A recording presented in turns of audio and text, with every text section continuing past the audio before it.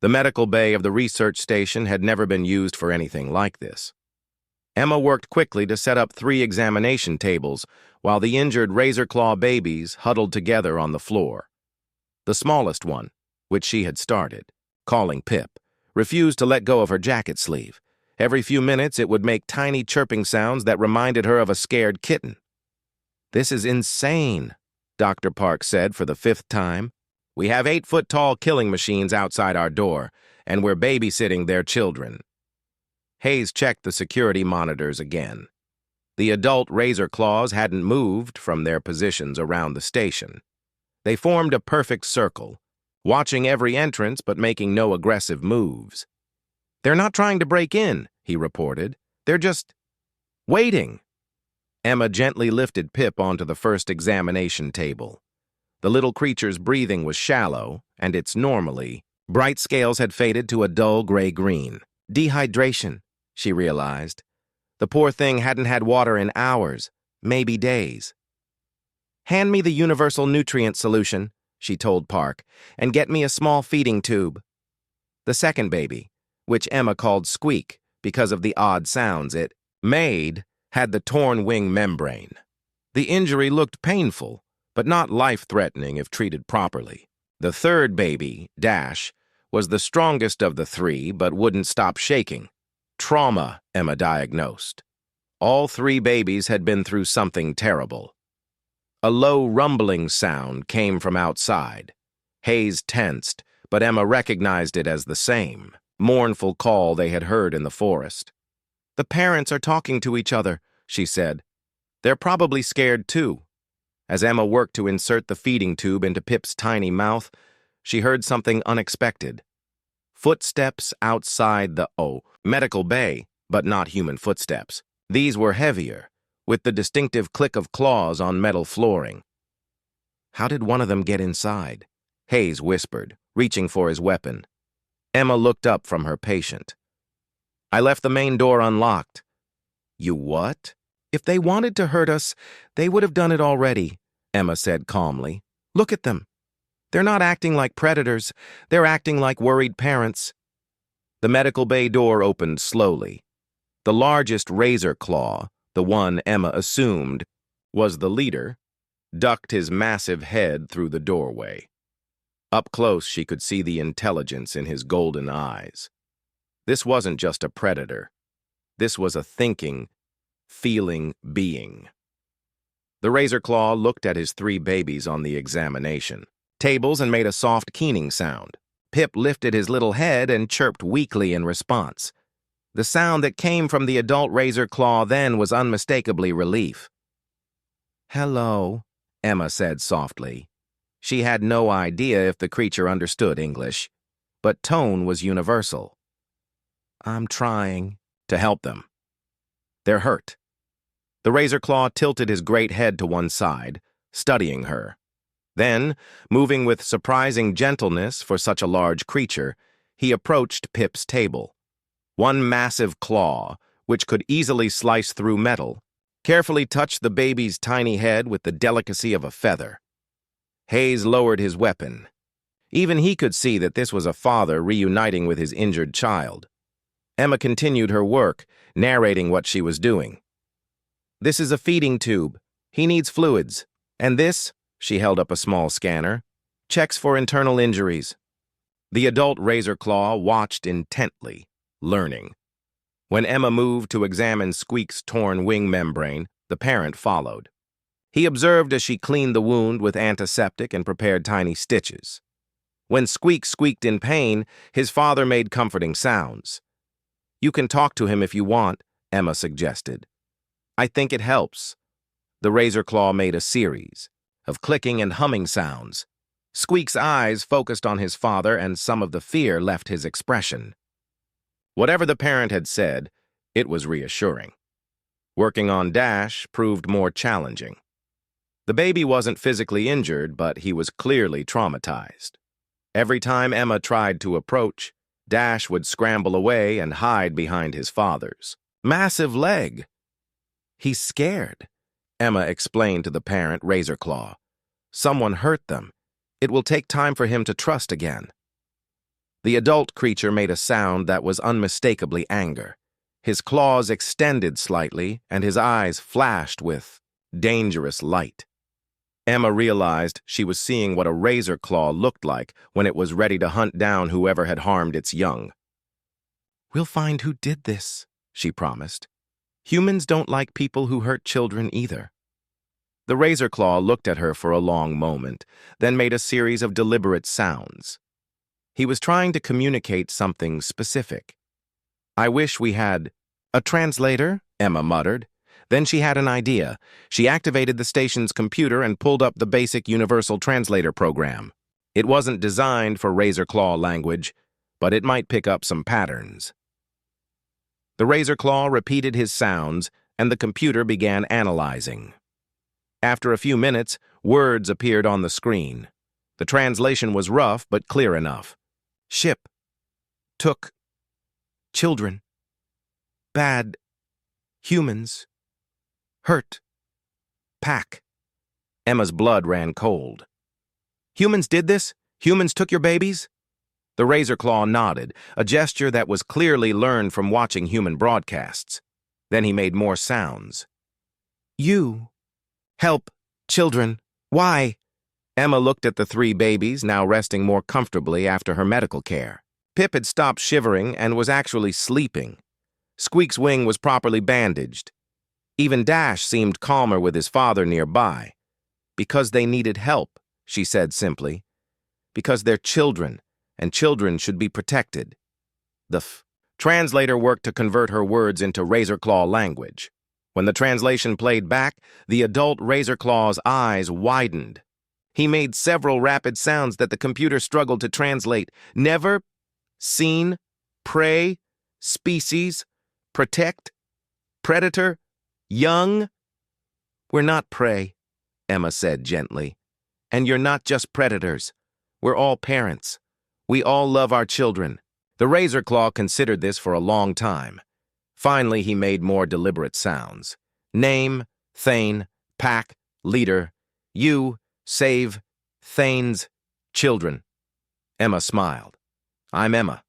These are my friends, Hayes and Park. We're scientists. We study and protect living things." Thane nodded again. Then he did something unprecedented. He extended one massive claw toward Emma, palm up, in what was clearly meant to be a gesture of friendship. Emma reached out and gently placed her small human hand on his enormous claw. "It's nice to meet you, Thane." From outside the medical bay came the sounds of other razor claws moving around the station. Hayes tensed again, but Thane made a series of authoritative sounds. The movement outside stopped. "What did you tell them?" Emma asked. The computer translated, "Humans. Friends. Pack. Now!" Emma felt tears in her eyes. 3 injured babies had just changed the relationship between 2 species forever. She looked down at Pip, who had wrapped one tiny claw around her finger in his sleep. "They're safe now," she whispered.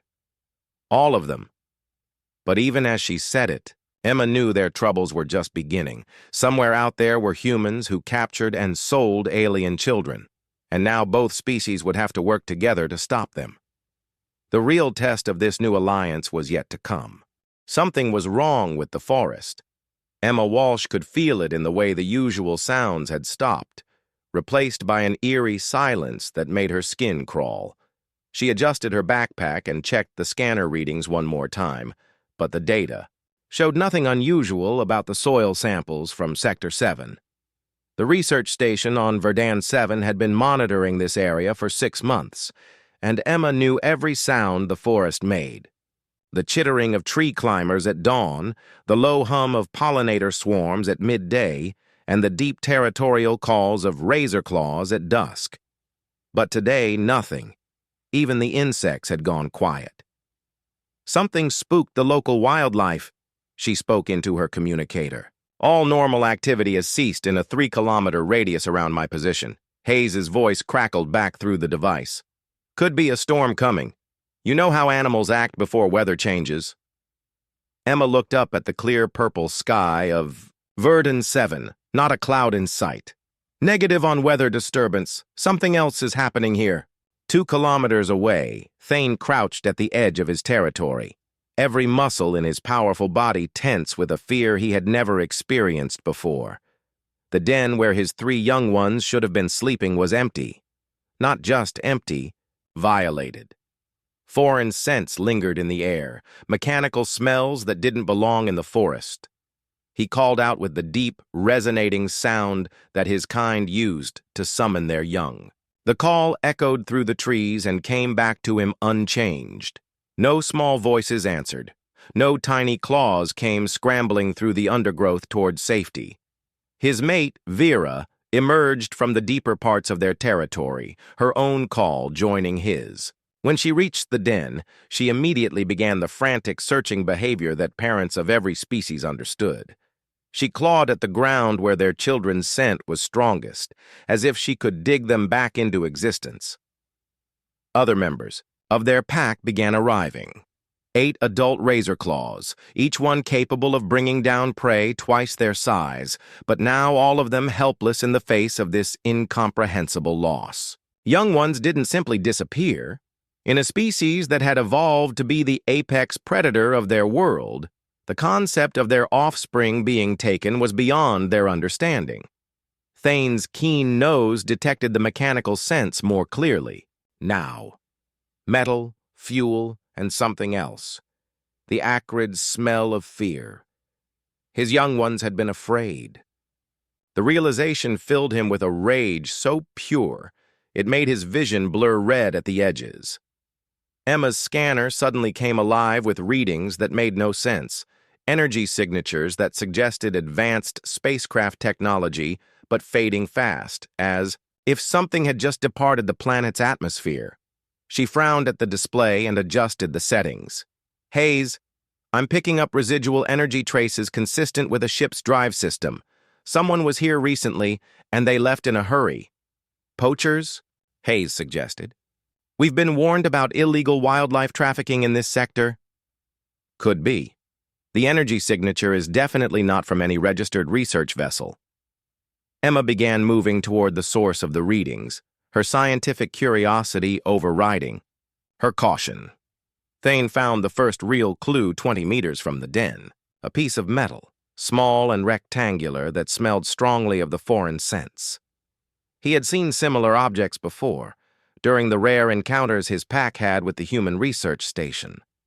Some kind of device they used for their mysterious purposes. But this device was different. It stank of fear and pain, and when Thane touched it with one claw, it sparked with residual energy. Whatever it was, it had been used on his children. The pack leader made a decision that went against millions of years of evolution. Instead of hunting down the threat alone, as his instincts demanded, he began to call his pack together for a coordinated search. This was beyond what one razor claw could handle. Emma stumbled into the clearing just as her scanner readings went wild. 3 crude metal cages lay scattered around the area, their electronic locks burnt out and useless.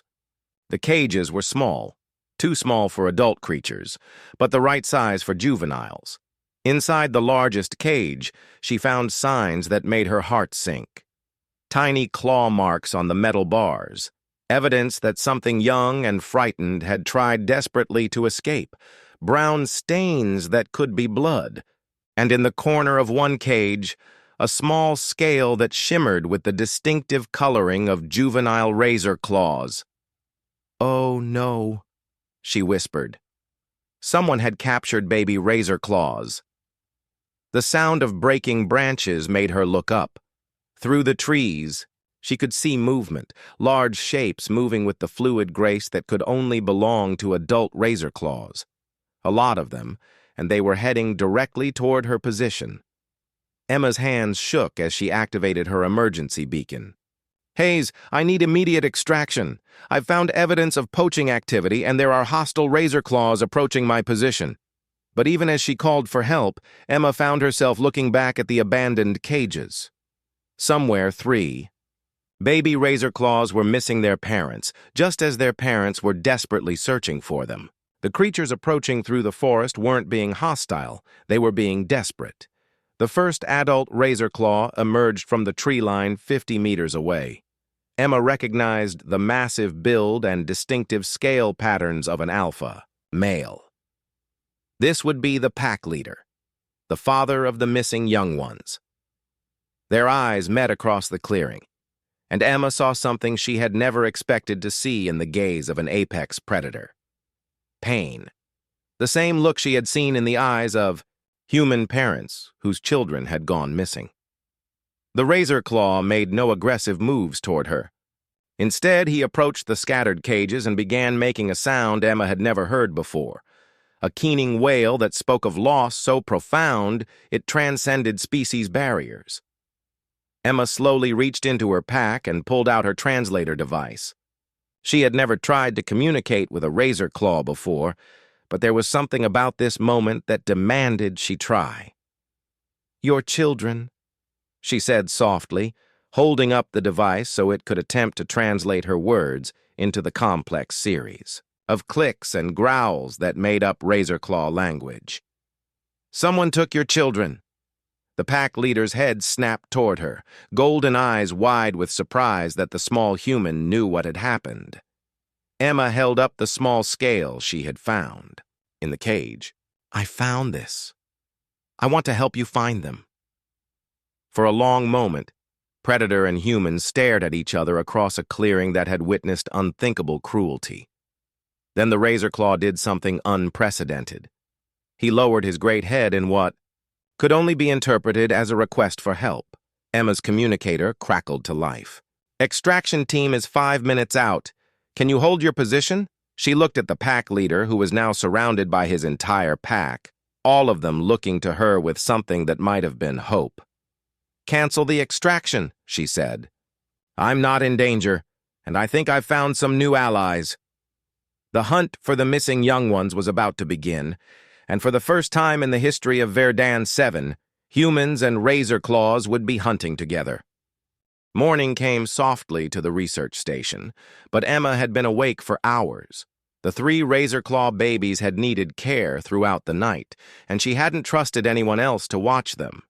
Pip, the smallest, had developed a fever that broke. Just before dawn, Squeak had tried to tear out his stitches twice, requiring careful restraint.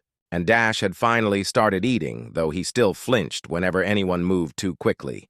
The medical bay door opened quietly, and Thane entered with the same careful movements he had learned the day before.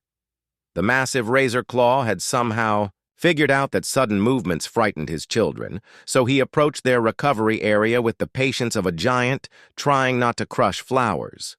"Good morning, Thane," Emma said softly, not wanting to wake the sleeping babies. "They had a better night, the fever is gone, and all 3 are showing signs of improvement." Thane made a low, rumbling sound that the translator interpreted as gratitude. He moved to Pip's bed first, gently touching his son's tiny head with one claw. The baby stirred and made a sleepy chirping sound that clearly meant, "Father." Emma watched the interaction with fascination. Yesterday, these had been apex predators and potential threats. Today, she was witnessing family bonds that transcended species. Thane's gentleness with his injured children rivaled that of any human parent she had ever seen. "I've been thinking about what you told us yesterday," Emma said, as Thane checked on each of his babies in turn. "About the humans who took them. Do you remember anything else about their ship?" The translator worked to convert her words, and Thane considered before responding. "Ship.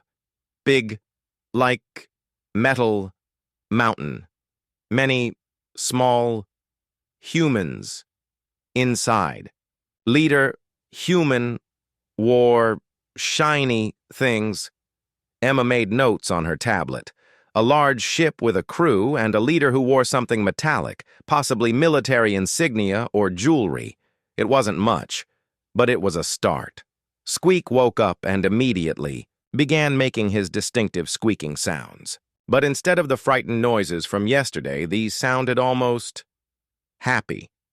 The little creature was looking directly at Emma and squeaking in what seemed like an attempt at conversation. "I think he's trying to talk to you," Thanes translated. Voice said with what sounded like amusement. Emma approached Squeak's bed carefully.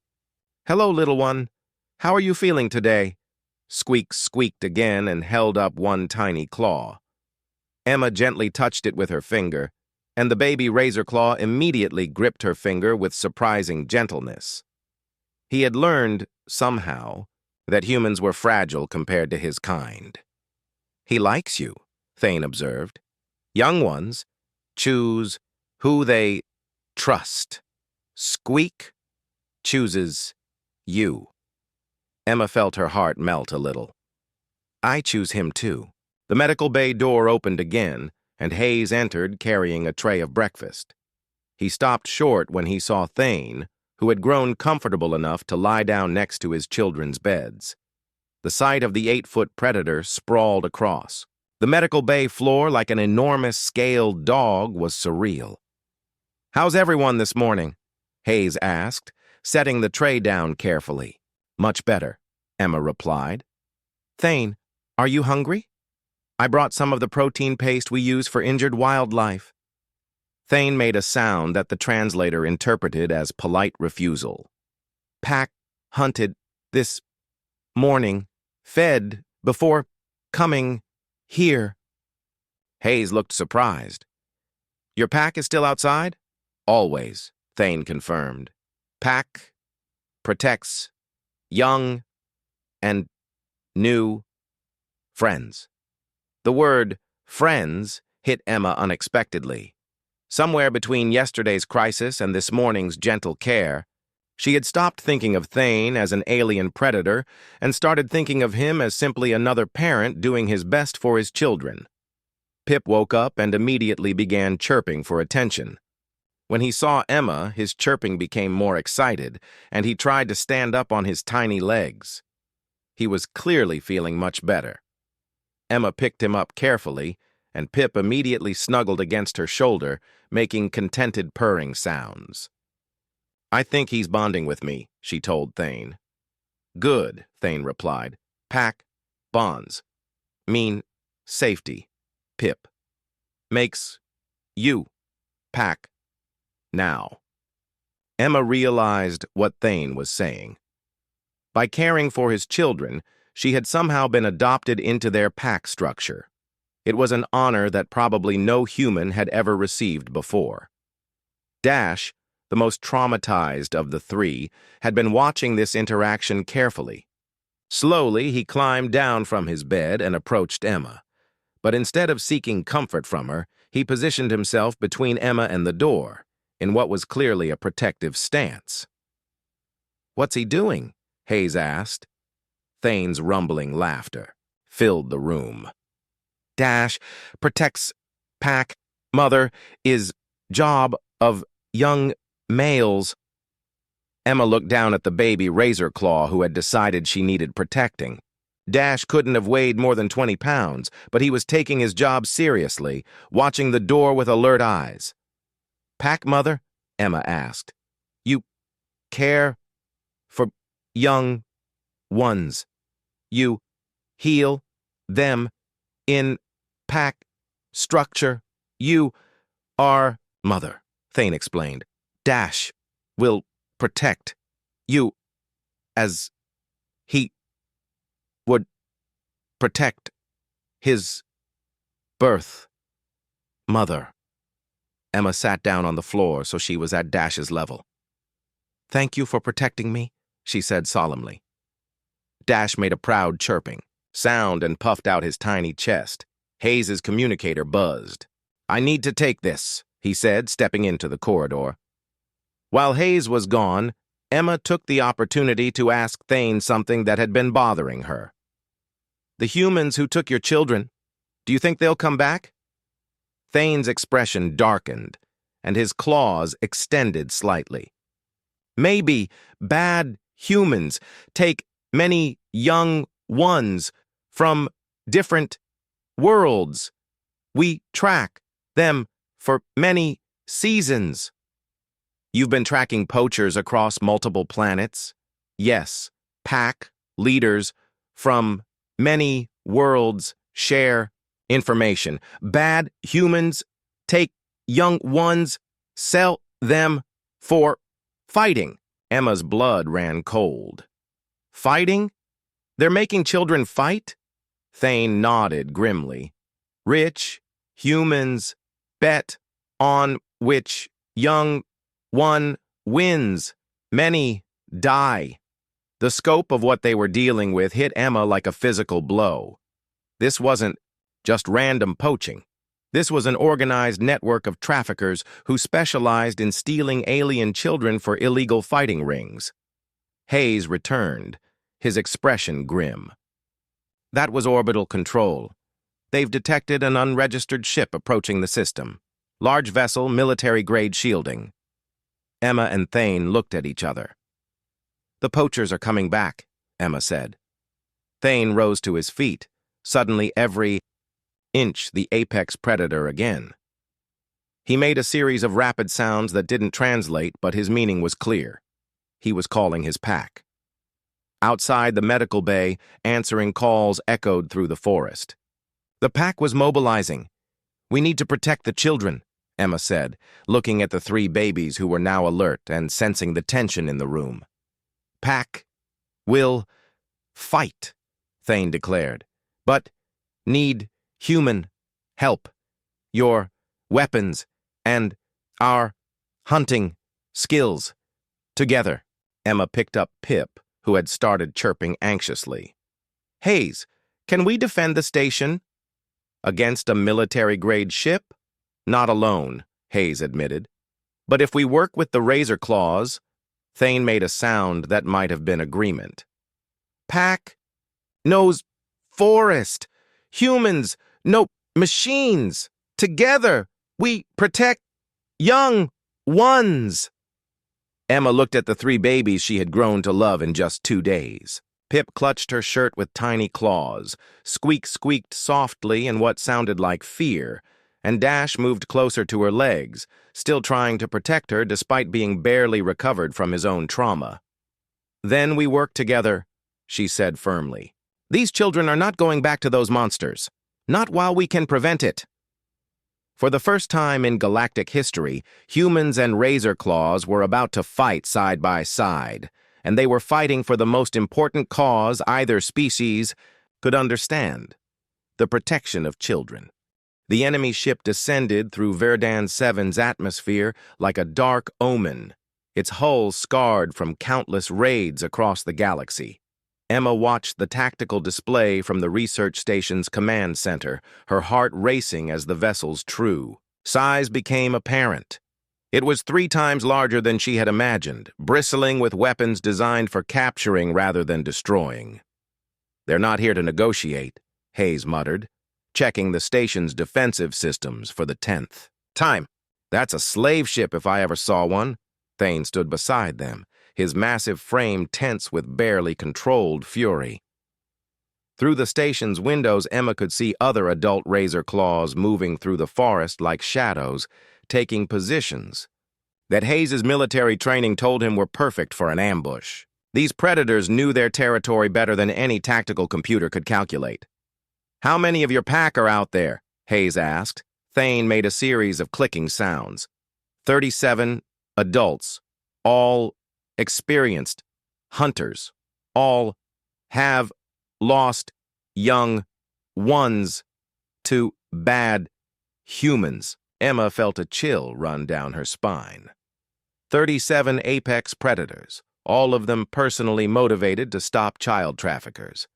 The poachers had no idea what they were flying into. In the medical bay, the 3 babies sensed the tension. Pip had refused to leave Emma's arms, clinging to her with tiny claws that trembled with fear. Squeak had gone completely silent, his usually cheerful squeaking replaced by watchful stillness. And Dash had positioned himself at the medical bay entrance, his small body radiating determination to protect his adopted pack mother. The ship is landing 2 kilometers south, Hayes reported. Long-range sensors show at least 40 armed personnel disembarking. They're spreading out in a standard capture formation. Thane's golden eyes gleamed with predatory intelligence. 40 humans. Think. They hunt us.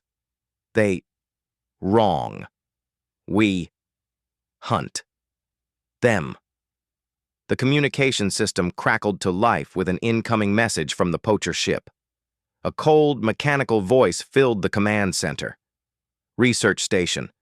Personnel, this is Captain Voss of the procurement vessel Reaper. You are harboring stolen property belonging to our organization.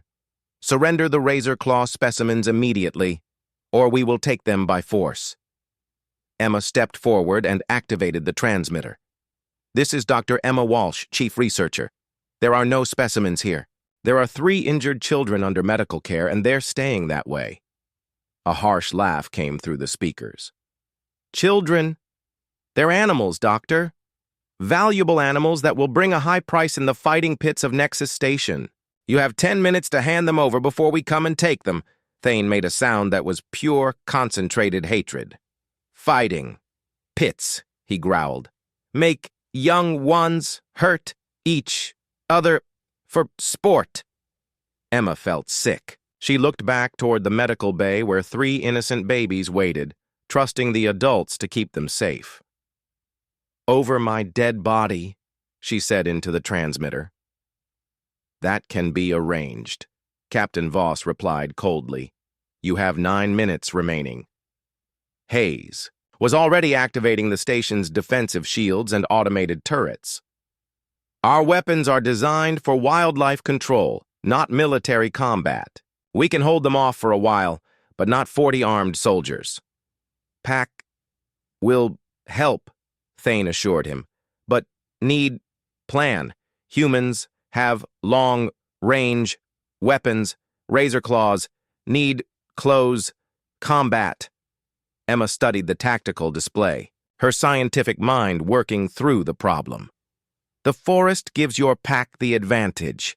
If we can draw them away from their ship and into the trees, yes, Thane agreed. But they will try to reach station first. Take young ones quickly. Hayes nodded grimly. Standard slaver tactic. Hit fast, grab the valuable cargo, retreat before reinforcements arrive. A new sound filled the air outside, the deep, resonating calls of razor claws communicating across vast distances. Emma had heard these calls before during her research, but never so many at once. The entire pack was coordinating for battle. What are they saying? She asked Thane. Pack, leaders, reporting, positions, enemy, movements, hunt, strategies. Thane's expression grew fierce. Also, saying goodbye to mates and young ones. Some may not return. The weight of that statement hit Emma hard. These creatures were willing to risk their lives to protect 3 babies that weren't even their own biological offspring. The concept of extended pack loyalty ran deeper than she had realized. A movement in the medical bay caught her attention. Dash had left his guard position and was climbing onto one of the examination tables, trying to reach the high window. The little razor claw was chirping frantically, his head tilted as if listening to something. What's wrong with Dash? Emma asked. Thane listened to his adopted son's sounds, and his eyes widened. Dash hears engines, small, flying machines coming from north. Hayes checked his sensors and cursed. He's right. How did that little guy hear them before our equipment detected them? 3 aircraft approaching from the north, flying low to avoid our main sensors. Baby? Razor claws have better hearing than adults, Thane explained proudly. Dash saves pack. Emma rushed to the medical bay and scooped up all 3 babies. They're trying to flank us. Hayes, can you redirect the northern defenses? Already on it, Hayes replied. his fingers flying over the control panel. Automated turrets are repositioning now. The first explosion came from the south as the main force of poachers encountered the station's perimeter defenses. Energy bolts lit up the forest, and Emma could hear the distinctive whooping calls of razor claws engaging human soldiers in combat. But it was Pip who spotted the real danger. The smallest baby pointed one tiny claw toward the eastern wall and began chirping urgently. Emma looked where he was pointing and saw nothing, but Pip's agitation grew more intense. "What is it, little one?" she asked softly. Thane listened too. His son's warning and his expression became alarmed. "Pip says bad humans cutting through wall. Very quiet, very sneaky." Hayes scanned the eastern wall with his sensors and found the thermal signatures. "Blast cutters. They're trying to cut directly into the medical bay. This whole frontal assault is a distraction." Emma felt a surge of protective fury that surprised her with its intensity. These monsters were trying to steal children, and they were using the children's own acute senses to locate them. "Not happening," she said firmly. She activated the emergency lockdown for the medical bay, sealing it with blast doors that could withstand heavy weapons fire. Then she did something that would have seemed impossible a week ago. She asked a pack of apex predators for help. "Thane, can your pack reach the eastern wall without being detected by the main force?" Thane made a series of rapid calls that echoed through the station's communication system. The responses came back immediately, and his fierce grin showed rows of sharp teeth. 6 pack members already moving. Cutting team will not reach young ones." Through the medical bay's reinforced window, Emma watched as shadows moved through the forest with impossible stealth. She caught glimpses of scaled hide and flashing claws, but even knowing where to look, the razor claws were nearly invisible among the trees. The cutting sounds from the eastern wall stopped abruptly. A few seconds later, terrified human screams echoed through the forest, followed by the distinctive roars of razor claws in full attack mode. "Cutting team neutralized," Hayes reported, watching his tactical display. "But the main force is pushing hard on our southern defenses. They've got heavy weapons." Squeak suddenly began his distinctive squeaking. But this time the sounds were different, faster, more urgent. He was looking up at the ceiling and squeaking in what sounded like alarm. Thane translated immediately. "Squeak hears something. Above us.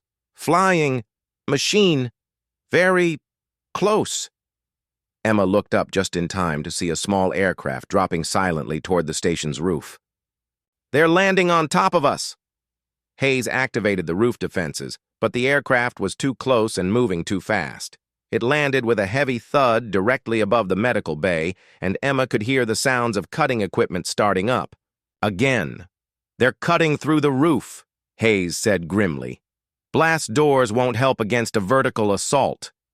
But Dash had other ideas. The brave little razor claw began making a sound Emma had never heard before. A high-pitched call that seemed to hurt her ears. Within seconds, answering calls came from the forest. But these were different from the pack communication sounds she had heard before. "What is Dash doing?"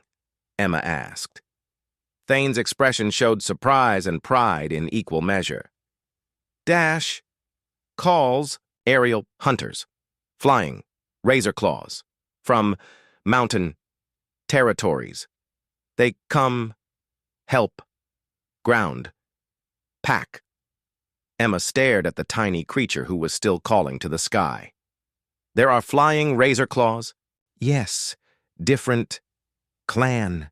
Usually no contact with ground pack, but Dash knows old calls learned from great-grandmother." The sounds from the roof changed as something large impacted the aircraft above them. Roars and mechanical screaming filled the air, followed by the distinctive sound of metal being torn apart. Through the medical bay window, Emma saw shapes diving from the sky, winged razor claws with twice the wingspan of their ground-dwelling cousins. They moved through the air with the same deadly grace that ground razor claws showed in the forest. The cutting sounds stopped permanently. Hayes was watching his tactical display with amazement. The poachers are retreating.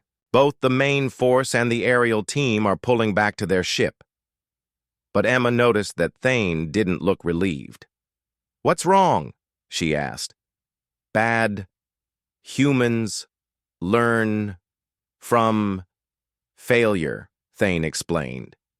"They know now that ground, pack, and sky clan work together.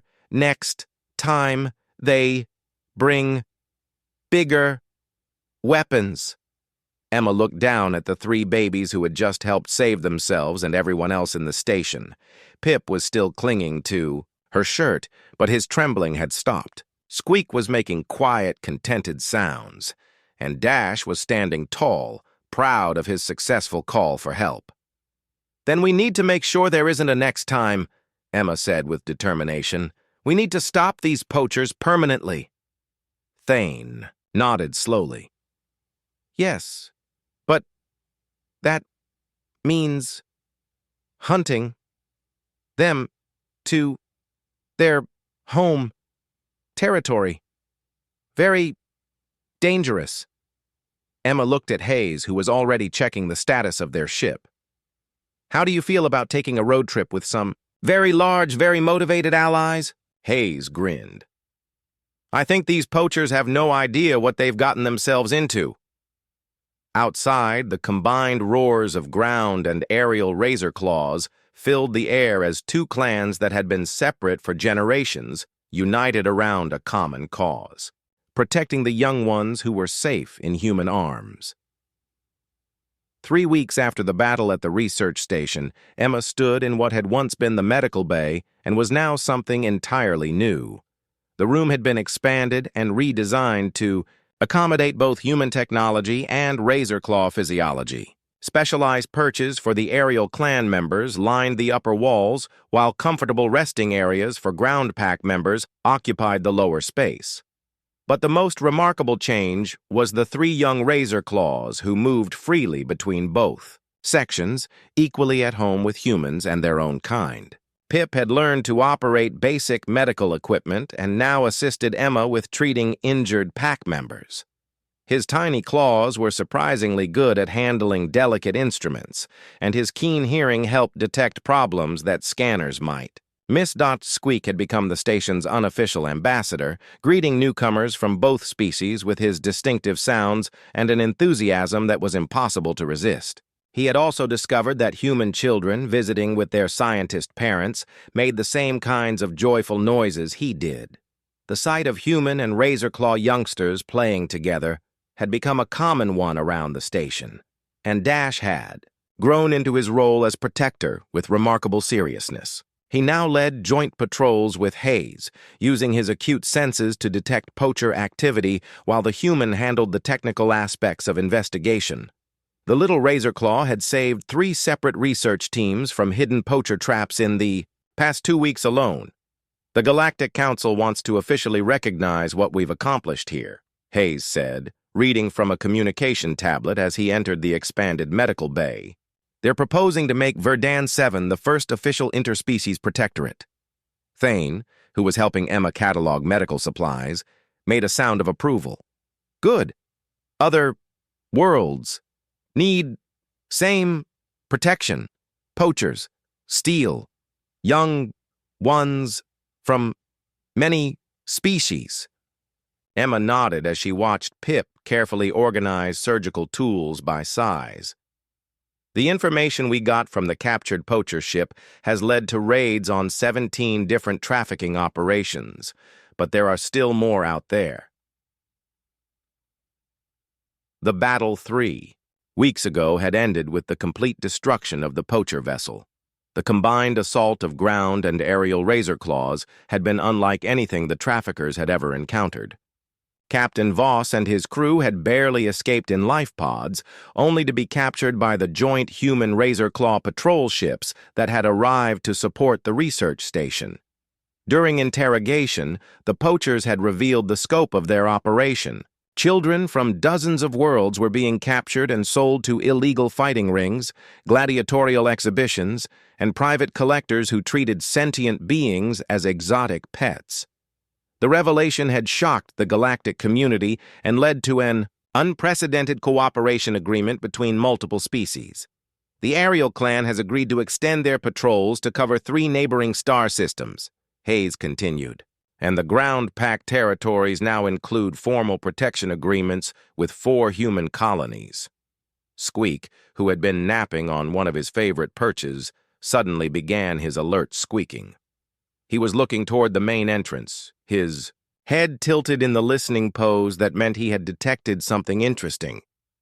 "What is it, Squeak?" Emma asked, but the little razor claw was already climbing down from his perch and heading for the door. A few minutes later, a delegation entered the medical bay that would have been unthinkable a month ago. 3 adult razor claws from a distant pack, 2 aerial clan representatives with their impressive wingspans, and a human family with 2 young children. They were all together, talking and laughing as if interspecies cooperation was the most natural thing in the galaxy. The visiting. Pack leader approached Thane with formal gestures of respect. "Pack, leader, Thane, we bring greetings from Crystal Mountain territory. Also bring request for help." Thane straightened to his full height, accepting the formal greeting. "Crystal Mountain Pack, welcome. What help needed? Poachers attack our territory yesterday. Take 5 young ones. Trail leads to Nexus Station." Emma felt her blood run cold. Nexus Station was the largest illegal fighting arena in known space, a massive space station that operated outside galactic law. If children had been taken there, they were in serious danger. But before Thane could respond, Dash stepped forward. The young Razorclaw, who barely reached his father's knee, made a series of determined sounds that needed no translation. He was volunteering for a rescue mission. "Absolutely not," Emma said immediately. "You're still a baby, Dash. Rescue missions are for adults." Dash looked up at her with golden eyes that held surprising maturity, then made more sounds. Thane translated with obvious pride. "Dash says he knows. Poacher. Methods. Knows. How. They. Think. Says. Young ones. Trust. Other. Young ones. More than adults." Emma realized that Dash was right. The traumatized children who had been captured would be more likely to trust and follow another child than unfamiliar adults, even if those adults were trying to help them. "The kid has a point," Hayes admitted. "But if we're going to Nexus Station, we'll need more than 1 ship and a small team. That place is heavily defended." One of the Ariel clan representatives made a sound that the translator interpreted as agreement. "Sky Clan has been watching Nexus Station. No weak points. No patrol patterns." The human family had been listening to this conversation with wide eyes. The father, who wore the uniform of a Federation diplomat, stepped forward. "Dr. Walsh, I'm Ambassador Chen from the Diplomatic Corps. We've been following your work here with great interest. If you're planning a rescue operation at Nexus Station, you'll have official Federation support." Emma looked around the room at the unprecedented gathering. Humans and Razorclaws, Groundpack and Aerial Clan, diplomats and researchers, all united around the simple principle that children should be protected. Pip climbed up onto her shoulder and chirped softly in her ear. Whatever he was trying to tell her, his tone was encouraging. "What do you think, Pip?" she asked the little creature who had started this whole adventure. Should we go help those children? Pip chirped again and pointed one tiny claw toward a star chart on the wall. His meaning was clear. The children were out there, scared and alone, and they needed help. Emma made her decision. All right, but this isn't just a rescue mission anymore. We're going to shut down Nexus Station permanently. Thane's fierce grin showed all his teeth. Good. Pack has been waiting for chance to end fighting pits. Over the next several hours, the most unlikely planning committee in galactic history worked out the details of their assault. Federation ships would provide long-range firepower and transportation. Aerial Razor Claws would handle reconnaissance and disable external defenses. Ground Pack members would lead the close combat assault on the station's interior, and 3 young Razor Claws, who had survived their own capture and trauma, would help guide rescued children to safety. As the planning session continued, Emma noticed something remarkable happening. The 2 human children, initially shy around the large Razor Claws, had started playing with Pip, Squeak, and Dash. Language barriers meant nothing to children at play, and soon all 5 youngsters were involved in some complex game that involved a lot of chirping, giggling, and running around the medical bay. "Look at that," Ambassador Chen said softly to his wife. "Our children are making friends with aliens, and they don't even realize how historic this moment is." "Maybe that's the point," Emma replied, watching as Squeak taught the human children how to make his distinctive squeaking sounds. To them, it's not historic. It's just normal. Maybe that's the future we're building here. Hayes finished entering the last coordinates into the mission computer. "All ships will be ready to depart in 6 hours. Are you sure about taking the kids along?" Emma looked at Dash, who was now showing the human children how to properly hold and examine one of her medical instruments. Despite everything he had been through, the young Razorclaw was patient and gentle with beings even smaller and more vulnerable than himself. "They're not just kids anymore," Emma said. "They're survivors, and they understand better than any of us what those captured children are going through." Thane approached and laid one massive claw gently on Emma's shoulder. "Pack, leader, Emma, you have made Pack stronger, made all packs stronger." Emma looked up at the creature who had become both ally and friend. "We all made each other stronger, Thane. That's what families do." 6 hours. Later, the largest interspecies fleet in galactic history departed Verdan 7.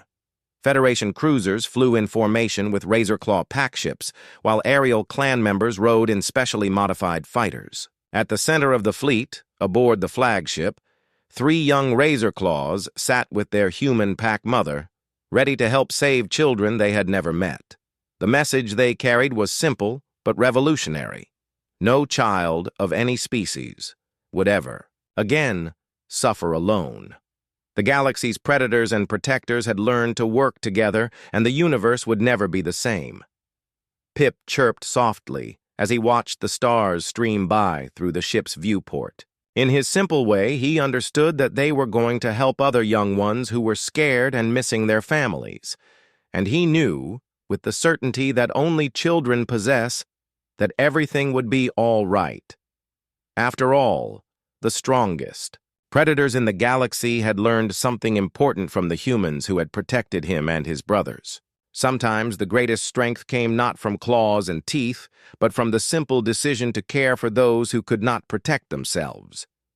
The young ones were safe in human arms, and now humans and Razorclaws together would make sure that safety extended to every corner of the galaxy.